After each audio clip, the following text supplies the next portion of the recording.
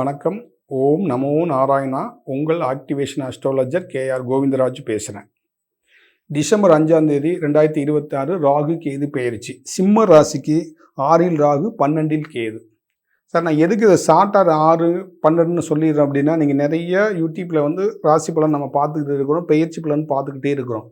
நம்ம சொல்கிறது எப்படின்னு சொன்னால், இந்த பெயர்ச்சி பலனை வந்து விரிவாக நிறைய பேர் நிறைய பார்த்துக்கிட்டே இருந்துக்கிட்டே இருக்கிறாங்க. ஆனால் அவங்களுக்கு காரிய தடைகள் வந்துகிட்டு இருக்கு. அப்போ அதையும் நீங்கள் கம்பல் பண்ணி பார்க்கும்போது ஒரு சில கருத்துக்கள் வந்து தெரியும். 3ஆம் இடம் 6ஆம் இடம் அந்த ராசி இந்த ராசின்னு சொல்ல என்னன்னா எல்லாத்துக்குமே புரியுறதுல தொடர்ந்து பார்க்குறவங்களுக்கு புரியும். ஒரு சில பேர்த்துக்கு வந்து இது புரியாததுனால இந்த மாதிரி ஒரு இதை சொல்லும்போது அவங்களுக்கு ஈஸியாக புரியும். இப்போ நான் என்னுடைய மெத்தேடில் வந்து நான் சொல்லும்போது அவங்களுக்கு கொஞ்சம் ஈஸியாக புரியுறதுனால நம்ம சொல்கிறோம். பார்க்குறவங்களுக்கு ஜென்ரலாக தெரியும், மற்றவங்களுக்கு புரிஞ்சுக்கிற மாதிரி ஒரு பாமர மக்களாக இருந்தாலும் ஈஸியாக தெரிஞ்சுக்கிற மாதிரி இருக்குங்கிறதுக்காக நான் சொல்கிறோம். எதுக்காக அப்படி சொல்கிறேன்னா, இந்த ராசியில் இருக்கிற இப்போ சிம்மத்தில் நம்ம சொல்லுவோம், இந்த சிம்ம ராசிக்காரங்களுக்கு இந்த ராகு கேது பயிற்சி எப்படி இருக்கும். சார், இந்த ராசியில் இருக்கிறவங்களுக்கு எல்லாத்துக்குமே யோக பலன்கள் வந்து கொடுக்கறது கிரகங்கள் தான். நீங்கள் ஃபஸ்ட்டு தெரிஞ்சுக்குங்க. ஆல்ரெடி இவங்க வந்து அஷ்டமத்து சனியில் இருக்கிறாங்க. இப்போ 6ல் வந்து ராகு இருக்குது. இப்போ இந்த கிரகங்கள்லாம் வந்து நமக்கு ஒத்துழைப்பு கொடுக்கும்போது தான் ஒரு பிரச்சனையிலேருந்து நம்ம வெளியில் வர முடியும். கிரகங்கள் ஒத்துழைப்பு இல்லைன்னா நமக்கு பிரச்சனைலேருந்து வெளியிலே வர முடியாது. இப்போ இந்த ராசியில் இருக்கிறவங்களுக்கு திருமணம் நடக்காமல் எத்தனையோ பேர் இருப்பாங்க, குழந்தை கிடைக்காம எத்தனையோ பேர் இருப்பாங்க, வருமானம் இல்லாமல் எத்தனையோ பேர் இருப்பாங்க, வேலையில் போய் எத்தனையோ பிரச்சனை இருப்பாங்க, வேலையை விட்டு வந்தவங்க எத்தனையோ பேர் இருப்பாங்க. இதெல்லாமே அவங்களுக்கு இருக்கும். அப்போ ஒரே ராசியில் வந்து இருக்கிறவங்க எல்லாத்துக்குமே அதே மாதிரி இருக்காது. ஒவ்வொருத்தங்களும் ஒரு ஸ்டெப்பாக இருப்பாங்க. இதில் நல்ல பொசிஷனுக்கு நல்ல இதுக்கு வர்றதுக்கெல்லாம் இந்த ராகு கேதுங்கிற கிரகங்கள் வந்து நமக்கு பாசிட்டிவாக இருக்கணும்.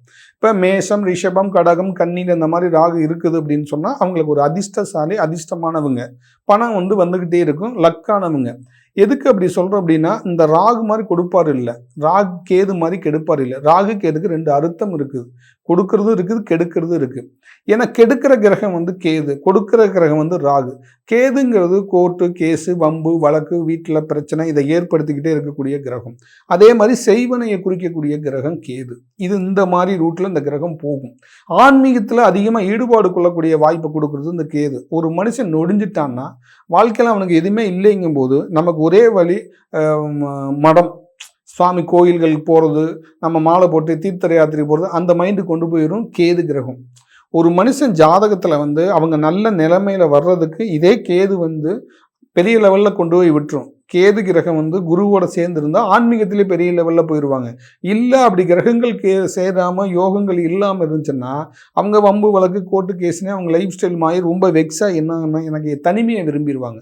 தனிமையில் போய் இருக்கிறது, ஒரு என்ன சொல்கிறது, யாரோடைய டச் இல்லாமல் இருக்கிறது, வசதியாக இருக்கிறவங்க வெளிநாட்டில் இருக்கிறது, இந்த மாதிரி சூழ்நிலையை அப்படியே வந்து பரவலாக மாற்றிக்கிட்டே இருக்கும் இந்த கேது கிரகம். இந்த ராகுங்கிறது என்னென்னா வாழ்க்கையில் வந்து ஒரு லக்ஸுரி லைஃப் அனுபவிக்கக்கூடிய வாய்ப்பை கொடுக்கறது இந்த ராகு. இந்த தோஷம் எல்லாம் எப்படி ஏற்படுது அப்படின்னு சொன்னீங்கன்னா, நமக்கு இதை ஷார்ட்டாகவே சொல்லலாம், தெரிஞ்சோ தெரியாமையோ வந்து எல்லாருமே வந்து எல்லா விஷயமும் எல்லாத்துக்கும் தெரிய போகிறது இல்லை. இப்போ நான் சொல்கிறது மூலிமா எல்லோரும் நீங்கள் தெரிஞ்சுக்கிறதுக்காக அந்த விளக்கம் கொடுக்குறேன். இப்போ நம்ம தோட்டம் காடு சிட்டி இப்படிலாம் இருக்குல்ல, விவசாய பூமி இல்லை, இப்போ நம்ம நைட்டில் போகும்போதும் இல்லை இப்போ நம்ம 2 வீலரு காரில் போகும்போதே வந்து பாம்பு எப்போ வரும்னு நமக்கு தெரியாது. ஏதோ ஒரு விதத்தில் நைட்டில் குறுக்க போகுதுன்னு வச்சுக்கோங்க, நம்ம கார் ஓட்டிகிட்டு போவோம் தெரியாது. ஒரு சில பேர் பிரேக் போட்டு நிப்பாட்டிடுவாங்க, ஒரு சில பேர் ஏற்றிட்டு போயிடுவாங்க. அப்போ அந்த பாம்பில் ஏன்னா பாம்பு இறந்துடும். இதுதான் ராகு தோஷமாக வர்றது, சர்ப தோஷமாக இருக்கிறது. ஒரு உடம்புல வந்து வளர்ச்சி வராமல் இருக்குது அப்படின்னா இந்த மாதிரி சர்பத்தை அடித்து இறந்துருக்கும் வண்டியில். அது வந்து தெரியாமல் பண்ணினாலும் அதானே, தெரிஞ்சு பண்ணாலும் அந்த நம்ம கையால் தானே அது இறந்துருக்குது. அது ஒரு சில பேர் வீட்டுக்குள்ளே வரும்போதும் டக்குன்னு நம்மளை கடிக்க வந்து எடுத்து அடித்து கொண்டிருப்பாங்க. இதெல்லாம் வந்து நம்ம தொழில் வளர்ச்சியை தடை பண்ணும் இந்த ராகுங்கிறது. அப்போ இந்த மாதிரி நம்ம விவசாயம் பண்ணும்போது நடந்திருந்தாலும் அந்த சர்பத்தை கொண்டு வந்தோம்னா அந்த கிரகத்தை வந்து நம்ம எந்த இடத்துல அடிச்சிருக்கிறோமோ உடம்புல அதே வழி நம்ம உடம்புலையும் இருக்கும். அதே இடத்துல நான் நிறைய ஆய்வு பண்ணியிருக்கிறேன். அப்போ ஃபஸ்ட்டுன்னா ஒரு சில பேர் ஆமாங்க சார் நடந்ததுன்னு ஒத்துக்குவாங்க, ஒரு சில பேர் ஒத்துக்க மாட்டாங்க. ஏன்னா அவங்க மறந்துடுவாங்க, அவங்களுக்கு அது தெரியாது. அப்போ நம்ம சொல்லும்போது நீங்கள் புரிஞ்சுக்கிட்டு அதை சரி பண்ணும்போது அது சரியாயிடும். இந்த கேதுங்கிற கிரகம் என்ன பண்ணுன்னா நம்ம உடம்புல வந்து செய்வினை மருந்துகள் இருக்குங்கிற ஒரு பய உணர்ச்சியை ஏற்படுத்திடும். எந்நேரம் பார்த்தீங்கன்னா ஒரு பயம், அடிதடி, பிரச்சனை, இந்த கோர்ட்டு, இந்த போலீஸ் ஸ்டேஷன் போகிறது வர்றது இதே மாதிரி இருக்குது. குடும்பத்தை பிரிஞ்சு இருக்கிறது, கேஸு டைவர்ஸ் ஆகிறது, இதெல்லாம் வந்து இந்த கேது வந்து தொடர்ந்து பண்ணிக்கிட்டே இருக்கும்.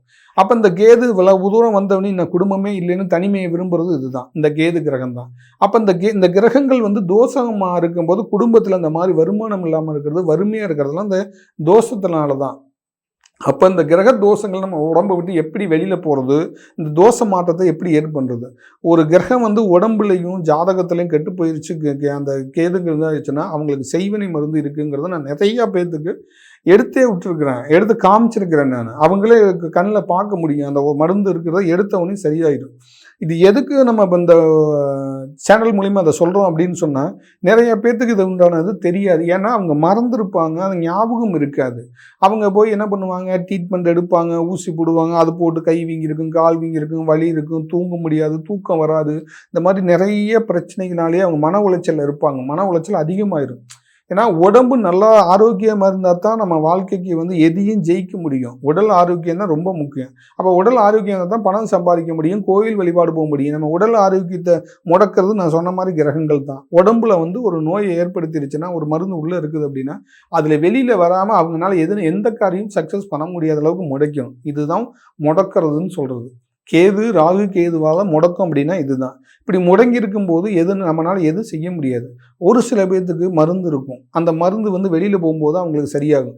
ஏன்னா மற்ற கிரகங்களை காட்டிலும் கேது கிரகங்களுக்கு செய்வினையை குறிக்கும் கிரகம், ஆன்மீகத்தை குறிக்கும் கிரகம், ஆன்மீக வெளியில் போகக்கூடிய கிரகம், இதெல்லாம் வந்து கேதுக்கு உரியது. நிறைய சப்ஜெக்ட் கொண்டுகிட்டே போகலாம், ஆனால் மெயினான சப்ஜெக்ட் ரெண்டுமே தான். ஆன்மீகத்தையும் குறிக்கும், செய்வினையும் குறிக்கிறது இந்த கேது கிரகம் தான், மற்ற கிரகம் கிடையாது.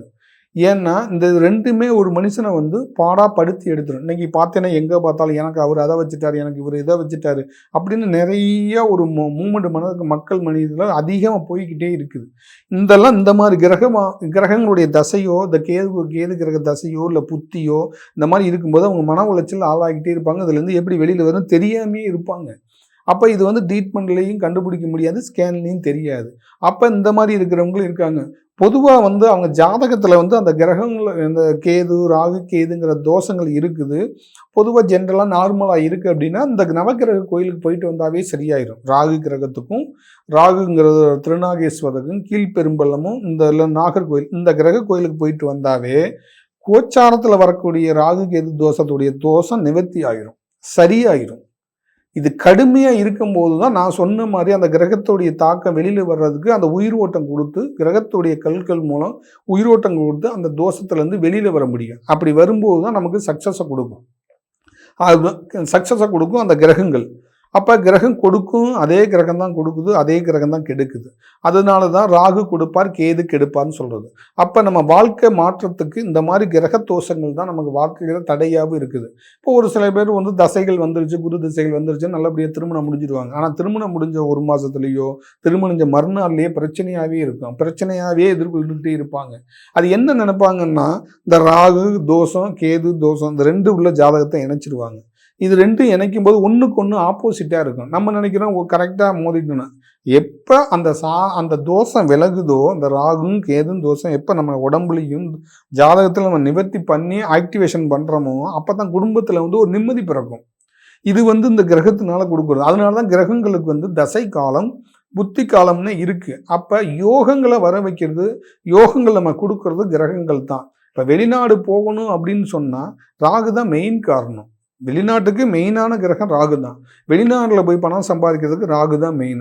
அப்போ பாஸ்போர்ட் போட்டிருக்கிறாங்க, அப்ளை பண்ணியிருக்கேன், இன்னும் வரலைன்னா அந்த கிரக தோஷம் தடையாக இருக்கும். அப்போ அவங்க என்ன பண்ணணும், நேராக நான் திருநாகேஸ்வரமோ இல்லை நாகர்கோவிலோ போயிட்டு வந்தாங்கன்னா அவங்களுக்கு கிடைச்சிடும்.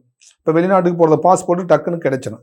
இது நார்மலாக இருக்கிறது. இந்த தோஷங்கள் வந்து கோச்சாரத்தில் நார்மலாக இருந்து அவங்க அப்ளை பண்ணி வெளிநாடு போக முடியாமல் இருந்தால் நாகர்கோவில் போயிட்டு வந்தாங்களோ டக்குன்னு அவங்களுக்கு வந்து பாஸ்போர்ட் கிடச்சி வெளிநாடு போவாங்க. அதே கடுமையாக இருந்தால் அவங்க பாஸ்போர்ட் கிடச்சி வெளிநாடு போனாலும் வெளிநாட்டில் போய் ஏதோ ப்ராப்ளத்திலேயே இருப்பாங்க. அப்போ இது வந்து என்னென்னா, நம்ம கண்ணுக்கு தெரியாமல் சம்பவங்கள் வந்து நடந்திருக்கும், அது நமக்கு கண்ணுக்கு தெரியறதில்ல. அப்போ அதெல்லாம் நம்ம வந்து ஒரு ஜாதகத்தில் வந்து அலசி ஆராயிரும். ஏன் இவங்களுக்கு ஏன் இந்த மாதிரி கிரகங்களுடைய தாக்கம் இருக்குது, எதனால இந்த மாதிரி கிரக தடை இருக்குது, இதை எப்படி சரி பண்ணுறது, இப்படி சரி பண்ணி கொடுத்தா அவங்களுக்கு அது சரியாயிருமா அப்படிங்கிறதும் நம்ம செக் பண்ணுறோம். அப்போ செக் பண்ணும்போது தான் அவங்களுக்கான ஒரு தீர்வு கிடைக்கும். அப்போ எப்பயுமே தீர்வு கொடுக்கறது தீர்வு கரெக்டாக கொடுத்தா தான் அவங்க அந்த தோஷத்துலேருந்து வெளியில் வருவாங்க. அப்போ அந்த மாதிரி தான் நம்ம ஜாதகம் பார்க்குறோம். ஒவ்வொருத்தங்களுக்கும் ஒவ்வொரு விதமான தோஷங்கள் இருக்கும், தடைகள் இருக்கும். அதில் எந்தெந்த ராகு கேது தோஷம் இருக்குதா, இல்லை அது சரியாயிருச்சா, இல்லை அதை சரி பண்ணால் எப்படி சரி பண்ணுறது, சரி பண்ணி அதை ஆக்டிவேஷன் பண்ணும்போது அந்த தோஷம் விலகுனா அவங்களுக்கு காரியம் கைகூடும். இது எல்லாமே நம்ம பார்க்குறோம்.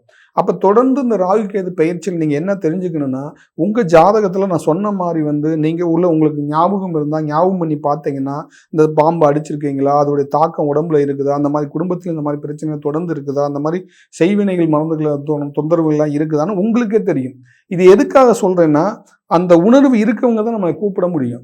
யாருக்கு அந்த எஃபெக்ட் உடம்புல இருக்குதோ அவங்க தான் என்னை கான்டாக்ட் பண்ண முடியும். இல்லைன்னா கான்டாக்டே பண்ண முடியாது. ஏன்னா இதுக்கான சொல்யூஷன் தெரியாமல் நீங்கள் இருந்து பிரயோஜனமே இல்லை. இதுக்கு உண்டான சொல்யூஷன் இல்லாமல் டெய்லி உடல்நிலை பாதிப்பே ஆகிக்கிட்டே இருக்கும். அப்போ இந்த சொல்யூஷன் கொடுக்கறது யாரு? அப்போ யாருக்கு அந்த நேரம் சரியாகணும்னு நேரம் வரவங்க தான் இந்த சேனலை பார்த்து இதுக்கான சொல்யூஷனுக்கு நீங்கள் வர முடியும். சாதாரணமாக வரவே முடியாது. ஏன்னா உள்ள இருக்கிறத வெளியில் எடுத்து காமிக்கும் போது தான் தெரியும். வெளியில் இருக்கிறது கண்ணில் பார்த்துடலாம், ஆனால் உடம்புக்குள்ளே இருக்கிறது வெளியில் எடுத்தால் தான் தெரியும். ஒரு சில பேர் இதெல்லாம் அப்படி இல்லை அப்படிம்பாங்க. நம்ம நேரடியாகவே செக் பண்ணி அவங்க கண்ணு முன்னாடி எடுத்து காமிக்கும் போது தான் அவங்களுக்கு உண்மை புரியும். அது உடம்புல இருந்து வெளியில் போனதும் தெரிய வரும். இதை சும்மா மாயஜாலம்லாம் பண்ண முடியாது. இதுதான் உண்மை. அப்போ இந்த மாதிரி ஒவ்வொரு ஜாதகத்திலையும் சரி, ஒவ்வொரு ராசியில் இருக்கிறவங்களுக்கும் சரி, இந்த ராகு கேதுவால் பல சிக்கலை அனுபவிச்சுக்கிட்டே இருப்பாங்க. இப்போ உங்களுக்கு அந்த மாதிரி சிக்கல் தீரணும், ஒரு தடை விலகணும், ஒரு சரியாகணும் அப்படிங்கும்போது என்னுடைய கீழே இருக்க நம்பரை பாருங்கள். இந்த நம்பரில் நீங்கள் அப்பாயின்மெண்ட் வாங்கிங்க. நேரடியாகவும் வரலாம், ஆன்லைனும் அப்ளை பண்ணலாம். தொடர்ந்து என்னுடைய வீடியோ பாருங்கள், லைக் பண்ணுங்கள், ஷேர் பண்ணுங்கள்.